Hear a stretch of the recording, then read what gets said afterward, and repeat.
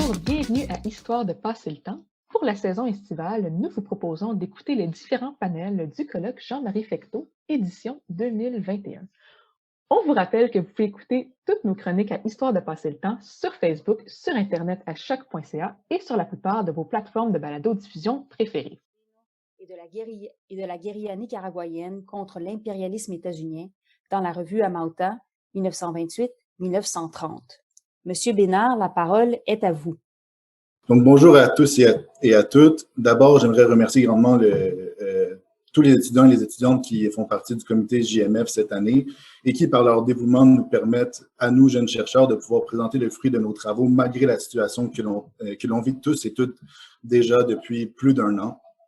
Vraiment, votre dévouement est essentiel à notre parcours académique et je vous remercie grandement. Ma communication d'aujourd'hui s'insère dans le cadre de mes réflexions générales quant à mon projet de mémoire. Aujourd'hui, j'aborde en quelque sorte un échec, ou peut-être devrais-je plutôt dire un mauvais coup, dans le cadre de l'élaboration de mon projet. Je termine actuellement ma scolarité et je n'ai pas eu réellement le temps de plonger grandement dans mes sources, mais j'ai eu le temps de faire une analyse préliminaire d'un corpus que j'avais identifié comme étant intéressant lors de mon dépouillage de l'historiographie sur mon sujet. Il s'agit de la revue Amauta, éditée par le grand penseur marxiste José Carlos Mariátegui au Pérou entre 1926 et 1930. Je crois que c'est plutôt classique pour les historiens et les historiennes de vivre un certain choc ou une forme de désillusion au premier contact de leurs sources. Donc, le but au terme de cette présentation est pour moi de mieux envisager mon emploi de ce corpus dans le cadre de mon mémoire. Et pour cela, je vais d'abord vous présenter mon sujet de mémoire, puis vous parler des résultats préliminaires que j'ai actuellement. Mon travail s'intéresse au discours des intellectuels de la gauche latino-américaine à l'endroit d'une guérilla nationaliste et anti-impérialiste menée par le général Augusto César Sandino entre 1927 et 1934 au Nicaragua. Cette guérilla est née dans le cadre de la guerre civile nicaraguayenne de 1926 à 1927, qui est dite guerre constitutionnaliste. C'est une guerre qui opposait le Parti conservateur au Parti libéral. Puis la guérilla de Sandino s'avère en fait une rébellion contre l'état-major des armées libérales qui avait alors négocié une trêve avec les États-Unis, mettant ainsi fin à la guerre civile, sans toutefois mettre fin à leur occupation du pays. Cette rébellion avait donc pour objectif principal d'assurer la souveraineté complète du pays et le départ définitif des Marines états-uniens qui, de 1912 à 1925, avaient occupé la capitale, Managua, et assuré la constante réélection des conservateurs. C'est-à-dire qu'ils faisaient donc, depuis 1912, de l'interventionnisme politique et militaire au Nicaragua. Ils avaient pour le rôle d'arbitrer les élections politiques dans ce pays. Mon projet porte plutôt en fait sur les impacts régionaux de cet événement. J'aimerais en fait investiguer les possibles influences que cette rébellion, le mouvement en soi comme son leader, a eu sur le discours et les réflexions des penseurs de la gauche latino-américaine. Deux thématiques orientent en ce moment mes recherches et encadrent mes intentions d'analyse. D'abord, il y a le discours anti-impérialiste, puis d'autre part, il y a le discours continentaliste, c'est-à-dire la formulation d'une identité latino-américaine. J'ai choisi ces deux thématiques car elles occupent une position centrale dans le discours et l'activisme latino-américain de l'entre-deux-guerres.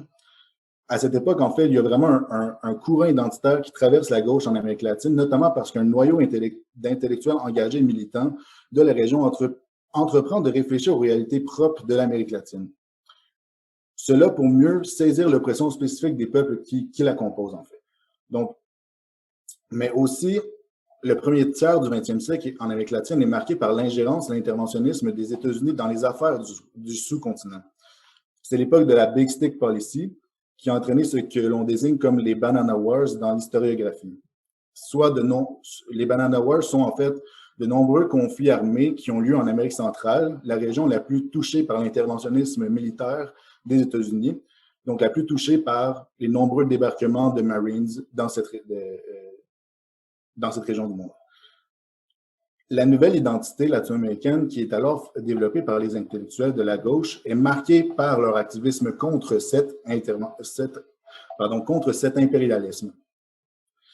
Et cette nouvelle identité est aussi plus radicale que les projets d'intégration régionale qui avaient été formulées par le passé et dont cette génération s'inspirait tout de même. C'est-à-dire que si le projet d'une fédération de républiques tel que pensé par Simón Bolívar, le héros des indépendances de la couronne espagnole, était présent dans leur discours, cette génération d'intellectuels tâchait de formuler une identité plus radicale, faisant de l'apport grand aux populations autochtones, soit les populations les plus dépossédées et souffrant le plus des conséquences de l'impérialisme et du capitalisme dans cette région du monde. En effet, on voit l'émergence à cette époque de termes comme indo-américain, qui signifie une forme d'identité latino-américaine en faveur du métissage et de l'héritage autochtone. C'est un phénomène qui est hautement critiquable, j'en conviens. C'est beau sur un plan discursif, mais la mise en application peut avoir des limites. Mais du moins, c'est un projet qui réellement animait cette génération de penseurs qui cherchaient à envisager un futur meilleur et plus égalitaire. La guérilla anti-impérialiste nicaraguayenne s'inscrit donc dans un cadre national, bien sûr, mais aussi dans ce contexte régional d'effervescence politique et identitaire, si bien que Sandino va recevoir beaucoup de sympathie et de support international. D'ailleurs, mon choix de travailler sur l'influence de ce mouvement sur les penseurs de la gauche latino-américaine est lié à de récents développements historiographiques qui se focalisent sur la dimension internationale de ce sujet. Je me suis concentré sur deux champs historiographiques, soit l'histoire de la solidarité transnationale et l'histoire des idées et des intellectuels. En bref, quand j'analyse les publications récentes dans ces deux champs d'études sur le sujet de la rébellion nicaraguayenne, je remarque leur convergence vers une histoire qui prendrait plus en compte les penseurs et intellectuels engagés et qui met de l'avant l'importance que les revues culturelles latino-américaines, comme foyer de diffusion des idées, des réflexions et du militantisme de ces penseurs. Les sources que j'ai identifiées comme centrales à mon projet sont donc deux revues culturelles à tirage international, soit La Mauta, que je vous ai déjà présenté plus tôt, qui est publiée d'une manière mensuelle, ainsi que le Repertorio Americano, qui, elle, était édité par le libéral et humaniste Joaquín García Monge au Costa Rica entre 1919 et 1959, qui, elle, était publiée sur une base hebdomadaire. J'ai choisi de travailler principalement avec ce type de sources d'abord parce que de récents développements historiographiques en histoire intellectuelle de l'Amérique latine ont su mettre de l'avant le rôle de ces revues à la fois dans la diffusion et dans la formulation du nationalisme continental. Comme leur contenu est dépendant du travail de collaborateurs internationaux, elles s'illustrent comme des points de rencontre entre différents acteurs d'un même réseau ou même entre plusieurs réseaux d'intellectuels et militants, ce qui en fait donc des lieux où les idées et théories s'entrechoquent et sont débattues. Mon choix de travailler avec la Mauta est dû à mon analyse de cette récente historiographie. Mon but était de permettre de mobiliser le discours d'une gauche plus radicale et anti-oligarchique que celle publiée par le Repertorio Americano, bien que dans les faits, cette seconde publication ne s'empêche pas de publier des auteurs dits plus radicaux. Aussi, l'analyse du mouvement Sandino dans de telles revues est relativement récente et l'analyse du discours sur Sandino dans la Mauta devait me permettre d'apporter une plus grande contribution à cette historiographie émergente. En fait, c'est que j'ai remarqué que si quelques études sur Sandino dans le Repertorio Americano ont été produites et qu'il reste encore beaucoup de choses à faire, j'en ai pas lu qui portent sur la Mauta et donc j'avais espoir d'aussi apporter une contribution à cet effet. Cependant, ça risque de ne pas se produire. Je ne crois pas enlever la Mauta de mon corpus entièrement, mais changer mon angle d'approche. Quand j'ai rédigé l'appel de communication pour participer au présent colloque, j'ai annoncé la problématique suivante. Quel rôle a occupé cette rébellion pour cette revue et son projet? Je voulais identifier l'évolution de l'image de Sandino dans cette revue et donc comprendre comment cette gauche plus radicale, celle qui entoure le projet de la Mauta, percevait Sandino. Mon analyse montre qu'il y a très peu de discours qui ont été produits entre 1927 et 1930 sur le cas de la rébellion de Sandino dans cette revue. En fait, dans l'année 1928, il y a plus de textes qui ont été produits, mais majoritairement, ce que je trouve, ce sont des mentions de Sandino à l'intérieur d'articles qui ne portent pas sur le sujet en tant que tel, sur la rébellion en tant que telle, et cela tout au long de la période de 1927 à 1930. Et honnêtement, le nombre d'articles qui ont été produits qui portent sur la rébellion se compte vraiment sur les doigts d'une seule main. Le plus important est celui de Tristan Maroff, qui lui est publié en juillet 1928 et qui s'intitule Spartacus et Sandino. Cet article fait l'éloge de Sandino et de son geste épique, pour le citer directement, et revient sur l'état de l'impérialisme au Nicaragua et du dénouement de la guerre civile nicaraguayenne, dont le mouvement armé de Sandino s'avère l'extension. C'est aussi un texte qui fait un appel au ralliement et en soutien au mouvement. Sinon, la revue va aussi publier des messages que Sandino écrit à la revue, des manifestes de ce dernier, des échanges de correspondance qu'il entretient avec des personnalités influentes, des images générales et des informations sporadiques sur les bons coups militaires de son armée. Donc, l'image de Sandino qui est représentée dans cette revue, c'est très simple. C'est une image qui est indiscutée, qui est permanente. C'est celle de Sandino, un héros de l'Amérique latine, un héros de l'anti-impérialisme. Il n'y a pas de discussion sur l'évolution du mouvement, ni une grande présentation de son déroulement. Il n'y a pas de remise en question non plus de ces derniers. Il n'y a pas de débat sur, par exemple, est-ce que c'est un mouvement qu'on soutient? Est-ce qu'on arrête de le soutenir? L'image reste toujours positive. On le voit même dans les peu de mentions qu'il y a de Sandino, c'est-à-dire que presque à chaque fois qu'on voit une mention de Sandino dans les textes de la Mauta, on voit aussi une mention de, par exemple, héros ou un autre terme élogieux comme celui-là.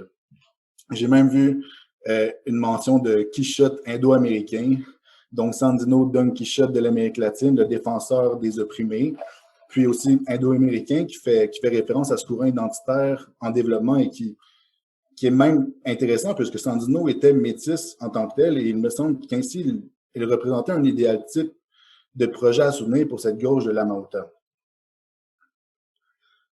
Donc, si on se pose la question, quel rôle a occupé cette rébellion pour cette revue et son projet? Eh bien, je crois que c'est César Miro, le grand écrivain et poète péruvien, qui, lors d'une allocution à Sandino dans un échange de correspondance avec Maria Tegui, a le mieux explicité ce que Sandino représentait pour la Mauta, lorsqu'il écrit « Sandino es una bandera más », ce qui signifie « Sandino est un drapeau de plus », si je traduis bien.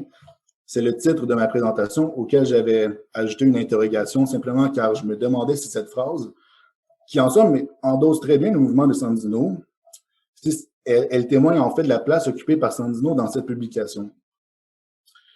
Lorsqu'on regarde rapidement le discours dans la Mauta, pour cette gauche, oui, Sandino n'est vraiment qu'un drapeau de plus. Il est brandi quelque peu, on endosse sa lutte anti-impérialiste, mais il ne provoque pas plus de texte que cela. Mais si la lutte contre l'impérialisme est importante pour la Mauta, il y a aussi la lutte pour le marxisme et la culture latino-américaine et indo-américaine. Et si Sandino faisait partie un peu de ça, je crois que la Mauta mettait d'autres projets en haut de leur échelle de priorité, ce qui fait que, sans que Sandino soit oublié, il n'était pas mis autant de l'avant ici que dans d'autres publications et revues, qu'elle était bien impliquée dans la solidarité pour Sandino et qui faisaient de Sandino un élément important de leur projet et donc un élément récurrent de leur actualité de publication. Donc, mon analyse de cette publication d'envergure m'amène à soutenir qu'il est peut-être juste de relativiser l'importance régionale de Sandino. Il fait peut-être partie du panthéon des héros anti-impérialistes de l'Amérique latine. Cependant, pour certaines factions de la gauche, il n'était qu'un drapeau de plus à l'intérieur d'un contexte de grande agitation politique et identitaire où plusieurs groupes tentaient de s'unir contre l'impérialisme et demeuraient polarisés sur plusieurs points idéologiques. Du moins, c'est la conclusion que je tire de mon analyse tout de même préliminaire de la revue à Mauta. Qu'est-ce que ça implique pour mon projet et mon utilisation de cette revue dans celui-ci? Je réfléchis à plusieurs plans pour mon mémoire en ce moment, puis l'idée de subdiviser mon analyse selon les revues n'est plus, selon moi, une possibilité. C'est-à-dire que je ne vais pas construire mon mémoire en suivant une perspective qui veut faire ressortir le point de vue d'une revue et d'un réseau d'intellectuels qui la soutient ou plutôt qui l'administre.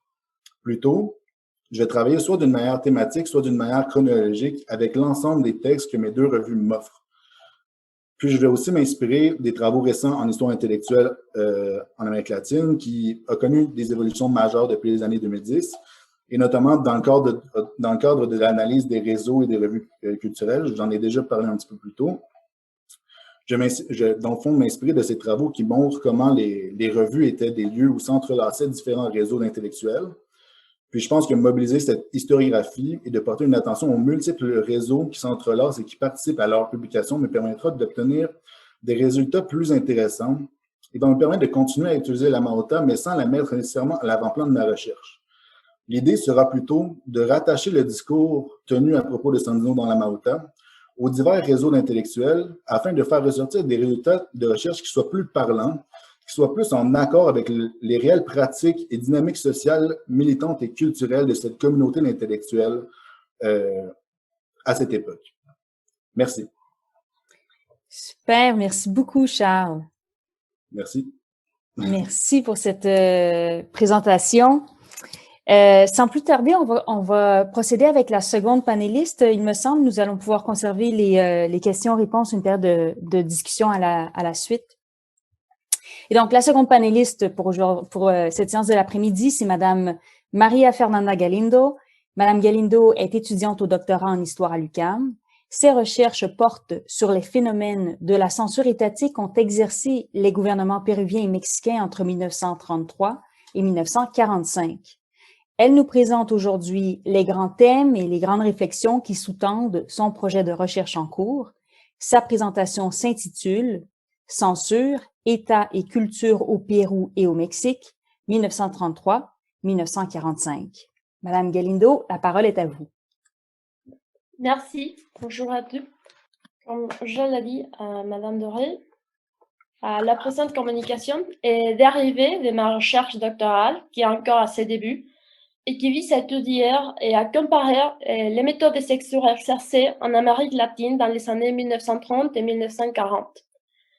Les études de cas spécifiques sont celles du gouvernement de Lázaro Cárdenas au Mexique et d'Oscar Benavides au Pérou. Dans notre analyse historique, nous avons l'intention de répondre aux questions suivantes. Comment la censure de biens culturels est-elle comprise et pratiquée? Quelles étaient les similitudes et les différences de la censure exercée dans les cas du Mexique et du Pérou? Quels discours ont-ils été réduits au silence et pourquoi? Quel était le discours promu par l'appareil d'État?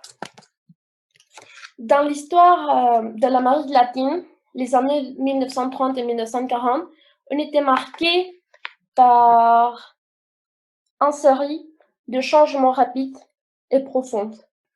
Les convulsions économiques provoquées par la crise de 1929 ont été ressenties et ont eu un impact dans tous les domaines sociaux.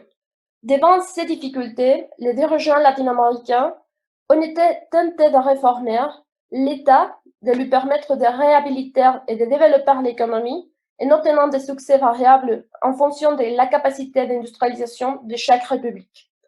Sur le plan social, les zones urbaines ont été restructurées, c'est pourquoi les classes moyennes ont continué à prendre de l'expansion et ont exigé une incorporation plus forte dans le monde politique. En raison de ces mélanges d'éléments, les élites gouvernementales ont considéré l'administration autoritaire et centralisatrice comme inévitable, avec une capacité suffisante pour contenir les conflits sociaux, tout en dynamisant leur pays dans un monde traversé par des difficultés. Les gouvernements du général Benavides au Pérou et du général Cárdenas au Mexique représentent un poids d'intérêt par notre proposition de recherche, puisqu'ils ont illustré tendances désignées comme populistes, où parmi les caractéristiques historiques et sociologiques figurent les corporatismes, l'administration sous un dirigeant charismatique ou le centralisme étatique, entre autres. Superficiellement, il semble y avoir une opposition entre les pensées promues par les deux régimes. Alors qu'au Pérou, Benavides proclame l'anticommunisme, l'anti-aprisme et un gouvernement autoritaire à tendance fasciste et dictatoriale, au Mexique, Cárdenas cherche un profil socialiste et ouvertement antifasciste, légitimé par des moyens électoraux, tout en ayant le désir de se montrer comme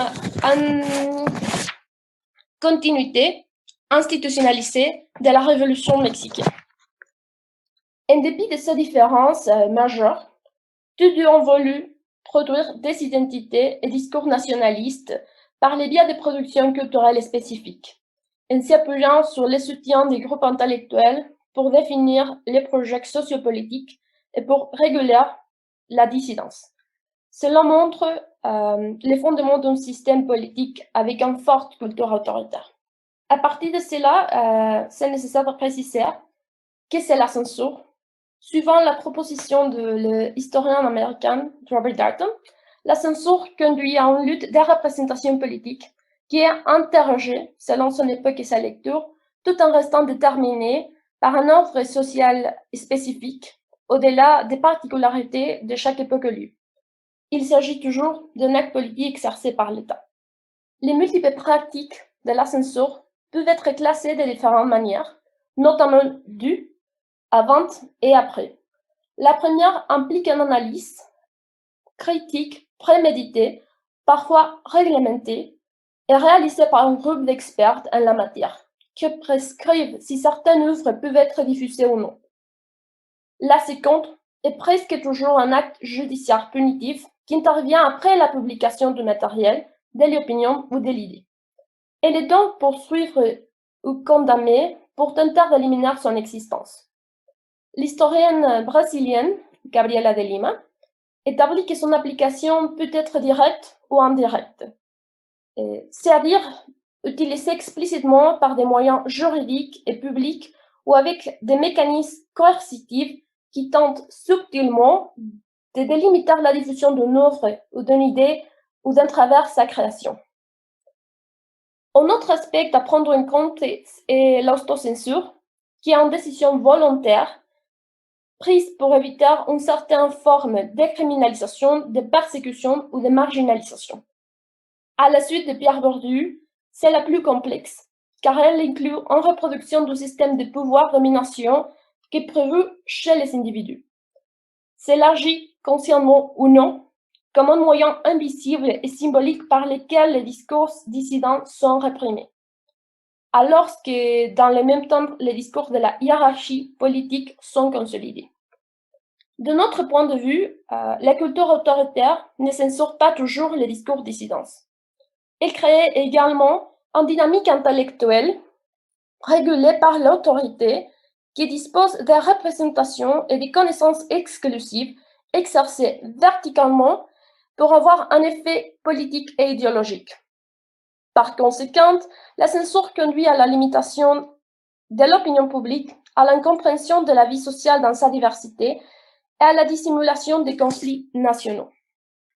Premièrement, il est nécessaire de délimiter comment les mécanismes de critique et de correction ont fonctionné dans chaque État, a priori ou a posteriori, illégal ou légal.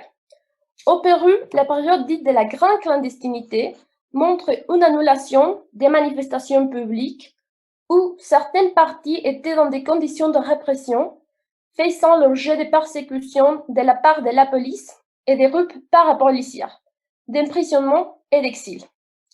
Grâce à cela, nous pouvons délimiter qu'il s'agit d'une pratique exercée après la circulation d'idées fortement marquée par une répression violente, féroce et constante. En contrepartie, l'État mexicain présente une pratique plus hétérogène, car ces interdictions n'étaient pas aussi latentes à première vue. C'est là un cas paradigmatique, car de nombreux chercheurs ont affirmé que la catégorie censure n'était pas applicable à ces pays. À partir de notre définition, on peut constater que la cooptation d'informations ainsi que l'imposition intellectuelle sont des formes de censure. L'ouverture du DAP, qui c'est le département autonome de presse et publicité, ou Departamento Autónomo de Prensa y Publicidad dans le nom en espagnol, a donné des raisons de supposer que le régime de Cárdenas appliquait certaines réprimandes parce que le DAP a essayé de produire en opinion publique, en axiologie et en formation culturelle à travers des contrôles ministériels. Mais aussi, d'autres pratiques a posteriori sont également connues, telles que dans le cas de la revue Rotofoto, qui a été soumise à la censure lorsque ses locaux ont été saisis et incendiés. De même, les films ont été exposés à des sanctions apparemment plus méthodiques, effectuées par les dispositions du bureau de la censure du ministère de l'Intérieur, qui exigeait l'examen et l'approbation de tous les matériels cinématographiques, malgré les clichés des experts décidant comment et quoi faire circuler. Les systèmes de répression étaient plus compliqués et quelquefois incohérents. Alors, il établit que la censure soutient plusieurs formes de pratiques complémentaires et pas seulement de simples actes punitifs. En dépit de tout cela, la grande similitude de notre cas de recherche, c'est que les deux pays ont voulu appliquer un sens uniforme de la véracité. C'est précisément cette coercition que nous voudrions considérer comme un moyen de veto et de violence, car c'est une méthode qui limite le monde culturel, tout en assignant un modèle unique pour tout. Il s'agit d'une violence silencieuse qui s'adapte à divers schémas politiques, religieux ou sociaux. Une première hypothèse souligne que les deux cas latino-américains ici étudiés, c'est l'horizon social qui encadre la pratique réglementaire des discours.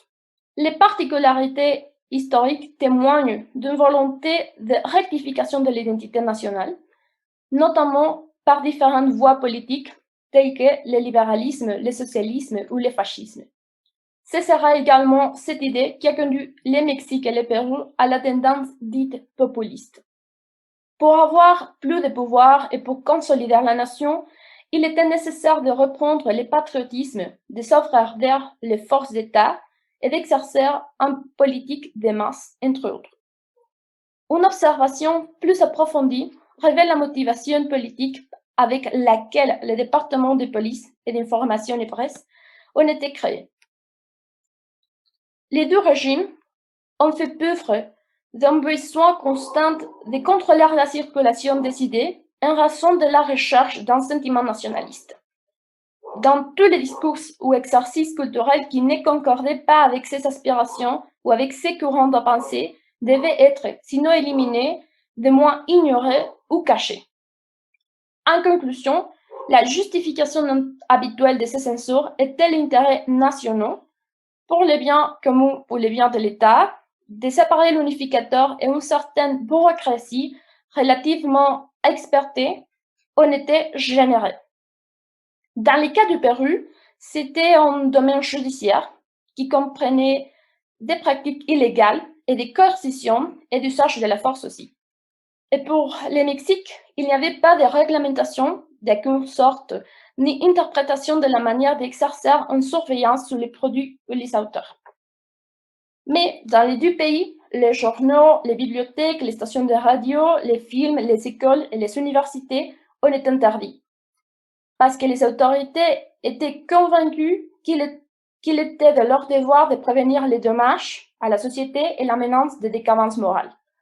Par conséquent, la censure se produit avec des punitions, mais aussi par l'imposition d'une incontestable structure de pensée, créant ses propres valeurs avec la diffusion de discours officiels. Finalement, comme l'a déclaré l'historien Roger Chartier, les droits d'exercer la censure et la définition de ce à quoi elle s'applique révèlent toujours les tensions sociopolitiques qui caractérisent une société à un moment donné de son histoire. C'est alors, une fois de plus, que l'histoire nous permet d'entrevoir dans le temps et l'espace quelques réponses à des problèmes qui n'y cessent pas, mais se transmutent. Merci. Super, merci beaucoup, Fernanda. Merci pour cette présentation. Merci beaucoup à vous deux pour ces superbes présentations. Nous avons du temps désormais pour les questions et réponses. Est-ce que vous voulez, est-ce que Mme Bertol, est-ce que Mme Kelly Lacasse, est-ce que c'est moi qui les lis ou c'est vous qui allez les lire? Vous pouvez les lire, les questions sont dans le Q&A en bas. Parfait. Donc, j'y vais. Je commence par une première question par M. Félix Rome. Donc, il a une question pour Charles. M. Rome, là, qui n'est pas spécialiste de l'histoire de l'Amérique latine, l'impression d'un échec c'est entre guillemets, à trouver de l'information pertinente sur Sandino dans la revue Amauta ne peut-elle pas venir du fait que le symbole de Sandino comme révolutionnaire et guerrier anti-impérialiste s'est construit en partie après sa mort par les sandinistes, etc., qui ne reflète donc pas nécessairement l'impression réelle que les intellectuels des années 20-30 avaient de lui? Comme il le disait, Sandino n'était qu'un drapeau de plus, et nous aurions plus tard un peu exagéré son importance, en fait, parmi les intellectuels. On va y aller une question à la fois. Donc, Charles, si vous avez des réflexions, des réponses concrètes. En fait, la question de Félix, je la comprends, mais non.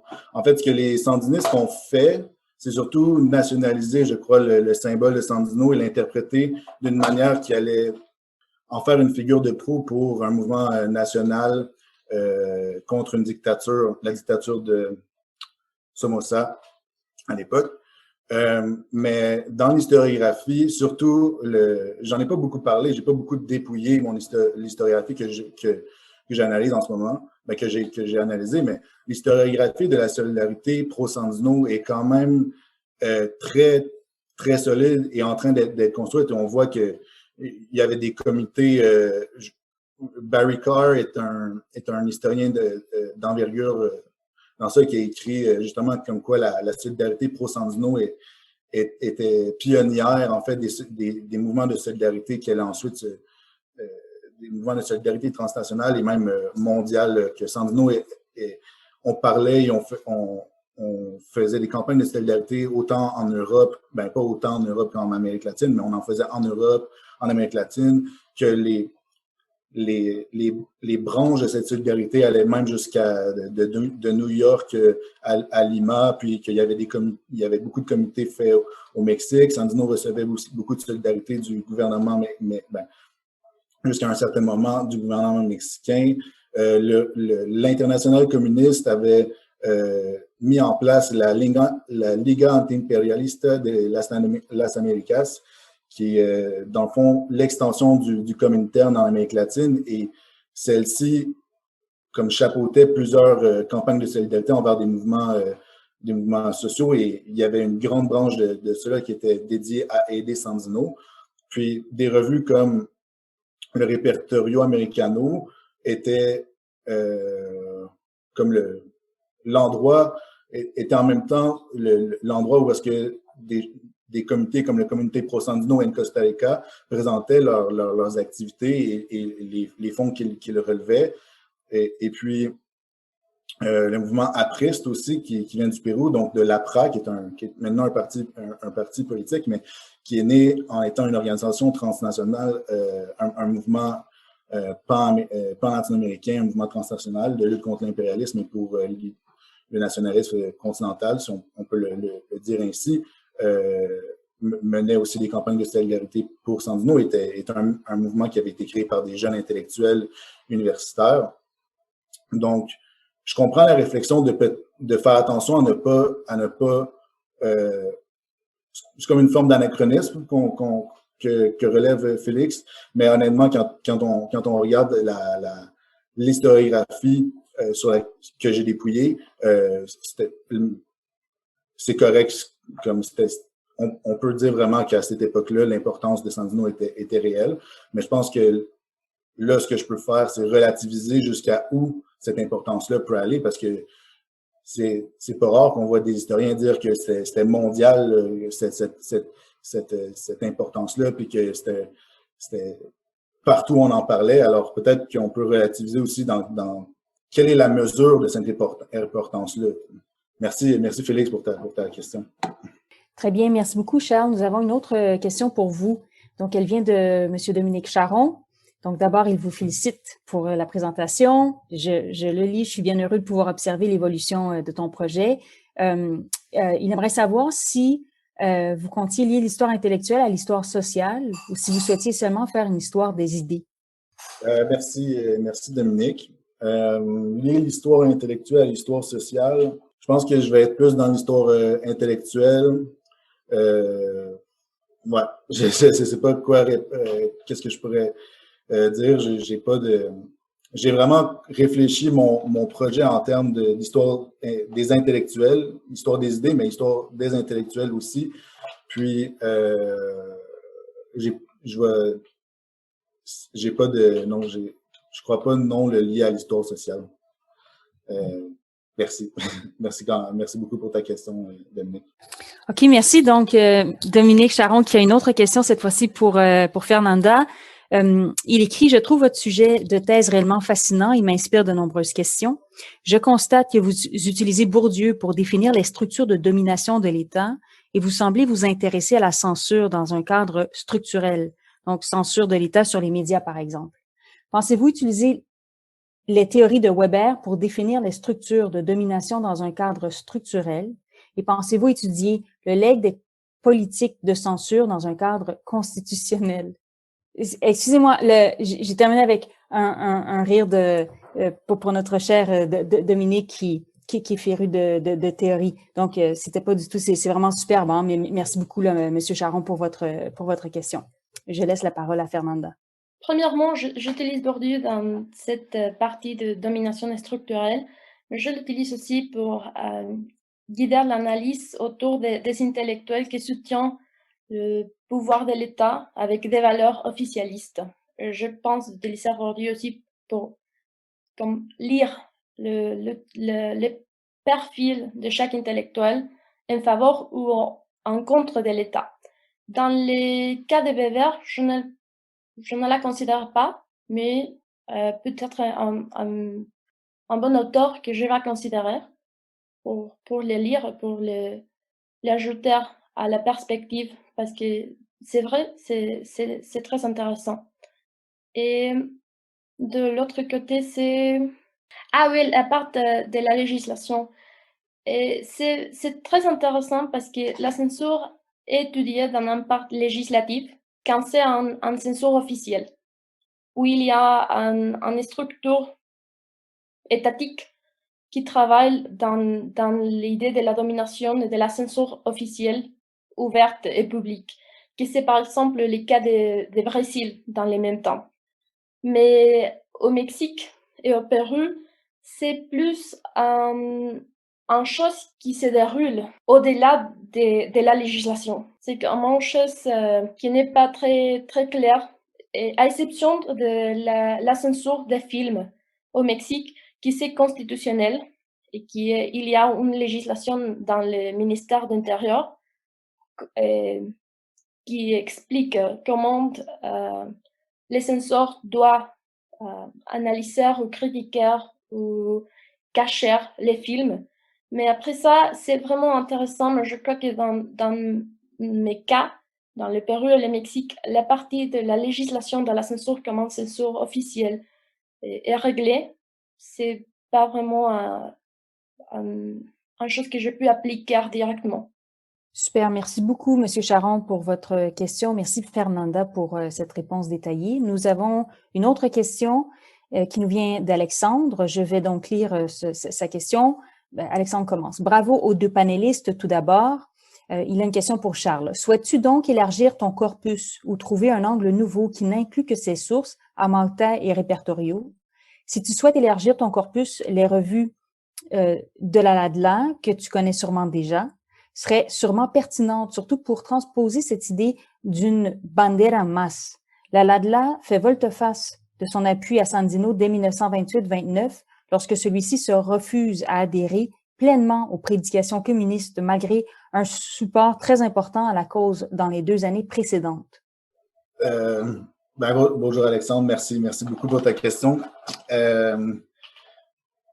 En ce moment, mon corpus est l'Amalta, le Répertorio Americano, mais aussi les manifestes et textes que Sandino diffusait. Dans le fond, il y a des recueils de textes qui ont été créés, puis je pensais analyser ça aussi en même temps que j'allais analyser mes 2 revues.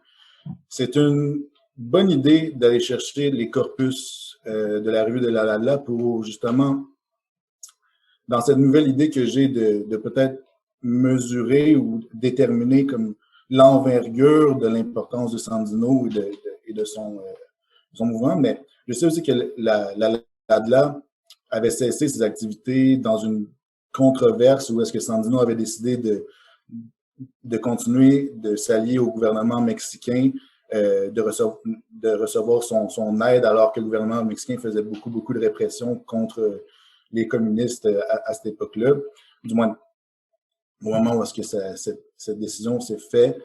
Je pense que la LADLA était très, très, très engagée, au contraire de la Mauta, dans la lutte de Sandino d'une manière qui est comme pas si comparable, au sens où est-ce que la Mauta avait son projet, faisait ces choses. Oui, c'était communiste, mais tandis que la LADLA, elle était vraiment engagée que la volte-face, c'est pas une question de est-ce que c'est une bannière de plus, c'est plus une question de mésentente et de discorde entre le parti de Sandino et la LADLA en tant que tel. Mais c'est une bonne idée d'aller peut-être rechercher d'autres vues, peut-être, je sais pas, Claridad ou Trabajo, je crois qu'il y avait Trabajo qui était dans les mêmes époques, ou Adelante, je ne me rappelle pas, mais peut-être d'aller chercher une autre vue qui pourrait me permettre, en tant que corpus, si je veux créer un mémoire qui prendrait une perspective par revue, de voir comme à l'intérieur de d'autres corpus, si la théorie de la bande de la masse se continue ou, dans le fond, permettre d'obtenir des résultats qui montrent, en fait, comment on peut relativiser l'importance de Sandino à son époque, puis les régions, les groupes qui sont plus interpellés par la cause de Sandino et d'autres qui le sont moins, alors qu'ils font partie d'une gauche qui est en effervescence politique. J'espère que j'ai fait un peu de sens. Merci beaucoup, Alexandre, pour ta question. C'est très apprécié. Super, merci beaucoup, Charles. Votre réponse faisait beaucoup de sens. Oui, merci beaucoup. Je pense que Madame Berthelet avait certaines questions à partager avec vous. La parole est à vous, Madame Berthelet. Merci beaucoup. Oui, en effet, bon, je tiens à préciser que moi, je travaille sur l'Angleterre du 19e siècle, donc l'Amérique latine, c'est très, très loin de mes connaissances, mais je m'y intéresse bien. Ma première question pourrait s'adresser à Fernanda. En fait, vous avez mentionné que lors du processus de censure, qu'il y avait une prescription prédéterminée, en fait. On identifiait au préalable des textes ou des thèmes qui étaient pour être censurés. Et je me demandais, en fait, c'était quoi ce processus-là? Comment on déterminait quel thème qui devait passer à la censure? Et c'est qui participait à ce comité de censure-là en tant que tel? Est-ce que c'était des gens qui étaient dévoués? Est-ce qu'ils étaient nommés? C'était une obligation ou vraiment de volonté? Donc, le comment et le qui de la censure. Merci. Et pour te répondre, je vais te lister un exemple dans les cas mexicains. Et par exemple, avec la création de le département de presse et publicité, c'est la fonction de censurer les films. Pourquoi les films? Parce que c'est dans les années de la consolidation de la révolution mexicaine, il y a aussi un fort sentiment d'anti-impérialisme parce qu'il y a un conflit aux États-Unis pour la nationalisation de pétrole. De pétrole? Du pétrole. De pétrole. Pardon. Pétrolifère. Oui. Et bon, il y a quand même une question de la part des films américains où les films, c'est pour dénigrer et critiquer les gouvernements mexicains. Et bon, le gouvernement mexicain a décidé que c'est pas cette idée, précisément, c'est pas favorisant à les intérêts de l'État. Et l'objectif, c'est de censurer tous les films qui peuvent critiquer les fonctions de l'État et la révolution. La critique à la révolution, la critique négative à la révolution est censurée, par exemple. Et pour ça, le film est encadré dans une organisation où les censures, qui ne sont pas vraiment des experts, sont des intellectuels qui travaillent ou qui se favorisent de l'État post-révolutionnaire, qui est un État avec un appareil hégémonique culturel vraiment fort, qui cherche de consolider la nation et consolider la révolution aussi. Et bon, c'est la participation en fonction des censeurs, c'est pour favoriser lui-même, c'est pour favoriser le développement professionnel, pour gagner d'argent, pour gagner des contacts avec les gouvernements et par exemple aussi des bourses pour étudier à l'étranger, pour faire les directeurs en université, dans l'école. C'est une dynamique aussi de cooptation des talents, mais de ces cooptations, les rôles, c'est aussi pour censurer ou créer discours officiels, pour créer des revues officielles dans les axes thématiques officiels du gouvernement, qui c'est par exemple très forte et très clair dans les nationalismes officiels, où il y a aussi des thèmes qui sont cachés ou ignorés, comme la question de la race, comme la question de les suffragettes, le mouvement féminin, et aussi des autres choses, par exemple la relation avec les États-Unis, l'impérialisme, etc., sont des idées cachées. J'ai des questions également, mais peut-être avant, juste voir si, est-ce qu'il y avait d'autres questions pour l'instant? Je peux peut-être en poser une petite dernière avant Ouais. de lancer la Je vous en parole. prie, allez-y. Ça s'adresse à Charles cette fois-ci. Tu as parlé d'une nouvelle identité que je cherchais à se développer et tu as entre autres mentionné l'identité indo-américaine ou je pense que c'est ça, indo-américaine, et en faveur de l'héritage autochtone. D'abord, je suis surprise par l'utilisation du terme indo qui est en relation avec indien. Moi, je m'attendais, en tout cas, au Québec, ça fait partie des grandes discussions de révision du vocabulaire et du caractère péjoratif. Donc, d'abord, est-ce que ça, c'était en réflexion à ce moment-là? Et deux, seconde question, toujours en lien avec cette identité indo-américaine-là. Est-ce qu'il y a une implication des Autochtones ou d'intellectuels autochtones qui participent à ce mouvement ou à cette révolution-là en tant que telle ou qui paraissent dans les revues que tu analyses? C'est une très bonne question. En fait, dans les années 30, les réflexions sur l'emploi du terme indien comme pour autochtone, c'était pas vraiment développé à ce point-là. Même au Québec, je crois que c'était pas encore d'actualité. Mais je crois aussi que dans la langue espagnole, on emploie encore, en Amérique latine, on emploie encore indios plutôt que autochtone. Je pense pas que autochtone, c'est un mot, mais il me semble que oui.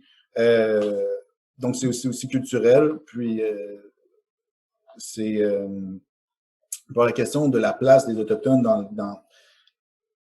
dans l'œuvre intellectuelle qui était la Mauta ou le Repertorio Americano, c'est une bonne question. J'ai pas remarqué qu'il y en avait beaucoup. J'ai pas remarqué que puis aussi c'est peut-être une conséquence de leur statut social puis de leurs conditions socio-économiques, mais le nombre d'intellectuels qui partageaient, qui avaient une forme de métissage ou qui avaient une identité réellement autochtone est pas très grande. C'est surtout des intellectuels blancs, on pourrait dire, ou issus des classes moyennes qui se sont mis en tant qu'alliés de la cause, du moins sur un plan discursif, comme je le dis, parce que, comme quand je parlais des critiques qui peuvent être faites, c'est ce constant retour aux grands empires autochtones qui est fait par ces auteurs-là, ces intellectuels-là, qui fait en sorte que si l'Empire Inca était super grandiose et donc qui reflétait l'image d'un empire qui était capable de rivaliser celui de l'Angleterre au niveau de l'image que ça crée.